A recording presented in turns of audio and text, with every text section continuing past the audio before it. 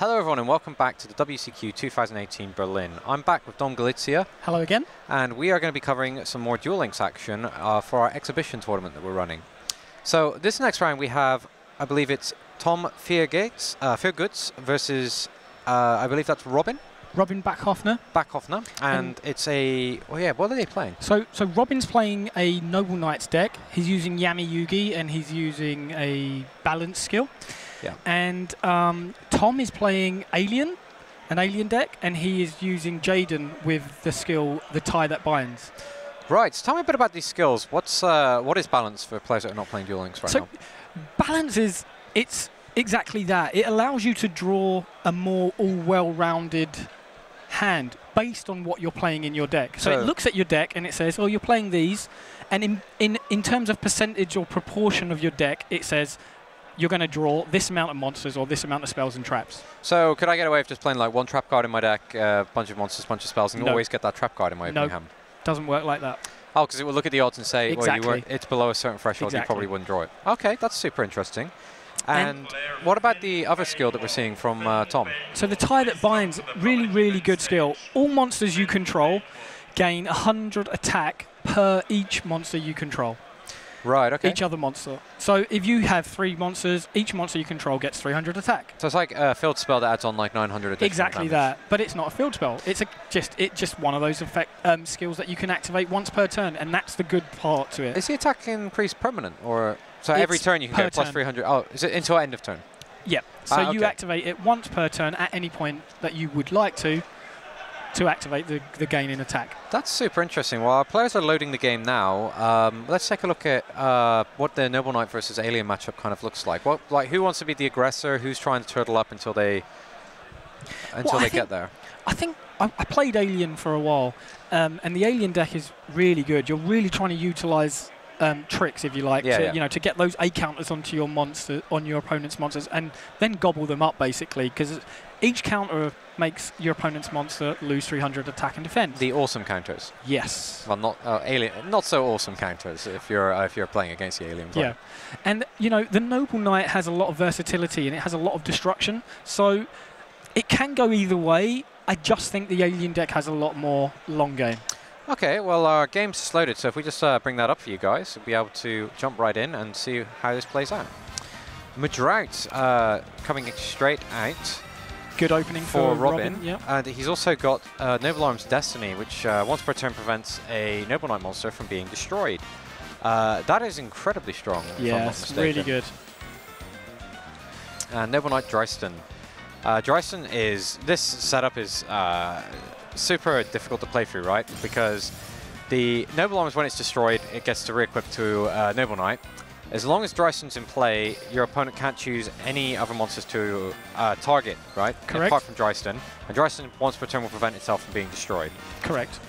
So it's a really good opening for Robin. He's got to be looking at that hand and board now and thinking, this feels good.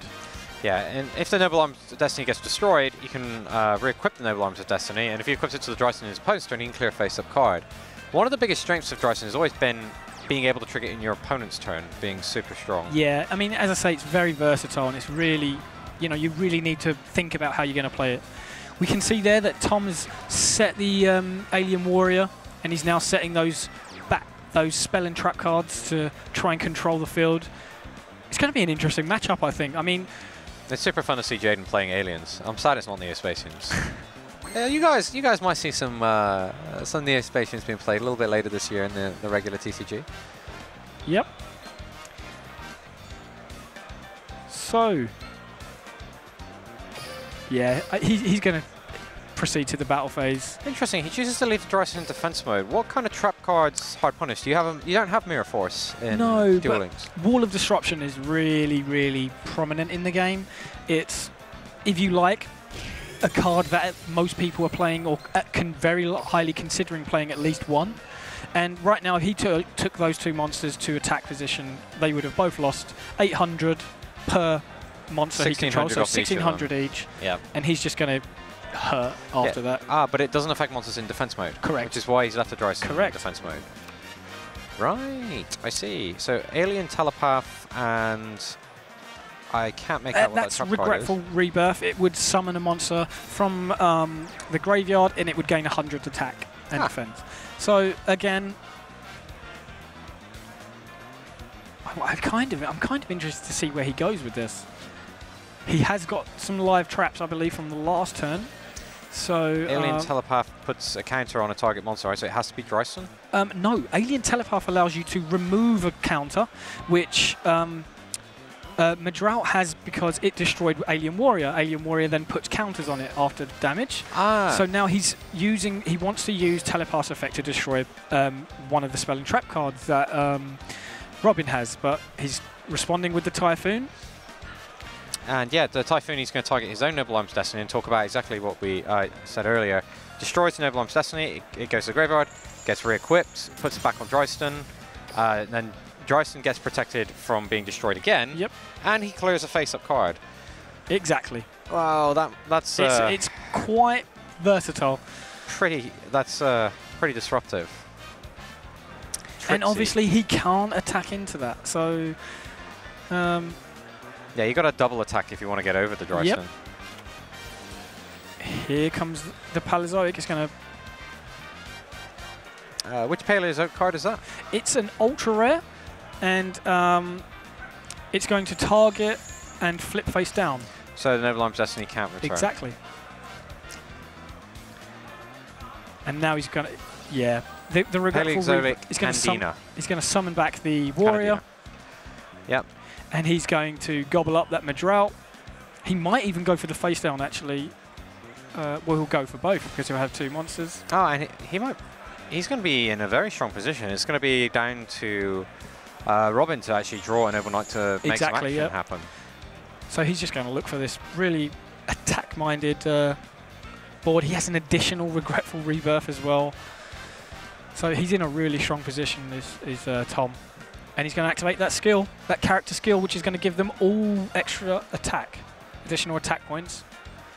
So yeah, he might actually be able... No, he can't win this turn because there's two monsters, yeah. And one is in defense position, so he'll take no damage from that. But he will punch through for a whole bunch of damage. And then our Noble Knights are going to be sitting with very few resources. Indeed. He needs to draw a monster. I don't think there's anything else in the deck that can really help him.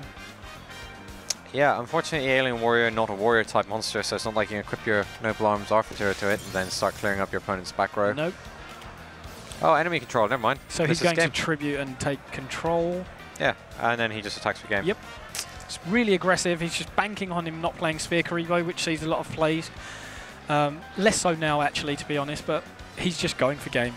Enemy controller is so strong. It got recently limited or semi-limited? Yeah, correct. Semi-limited. But a lot of people are just still playing too. It's so good. It's so versatile. So of all the semi-limited cards, because in Duel Links you can only choose 2 cards off of the semi-limited list. There are a few decks that struggle to make the choice. And they decide, I'm still going to play 2 enemy controller. Yeah, so good. In the Alien deck, it makes sense. In the Amazonas deck, it's slightly different. In terms of needing to get additional copies of the Princess in there, but as we can see, game changer there. Yeah, absolutely worked out. What seemed like the ideal Noble Knight setup, including the disruption, just gets completely countered. Tables get flipped, and that's that. Just took it away and punched through, went for game, and took it home. Yeah. Okay, guys. So that was that. I hope you enjoyed it. Stay with us. We've got more coverage for the WCQ 2018. We hope to see you soon. See you soon.